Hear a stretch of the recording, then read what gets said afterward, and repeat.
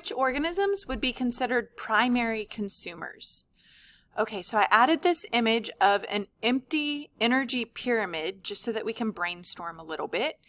Remember, when we're looking at an energy pyramid, we have those trophic levels, those feeding levels that always go in the same order. So we're always going to start with our first trophic level, which would be our producers. And those are going to be our autotrophs, things like plants, organisms that can make their own food. They produce their own energy. Okay. The level after that would be our primary consumers, then our secondary consumers, then our tertiary consumers. Okay, and we always go in this order.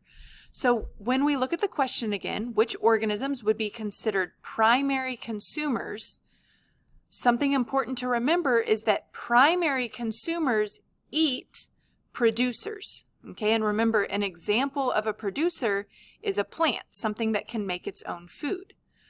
So when we look at this table right here, if we're trying to find the primary consumers, we need to figure out which organism is eating the producers, eating the plants.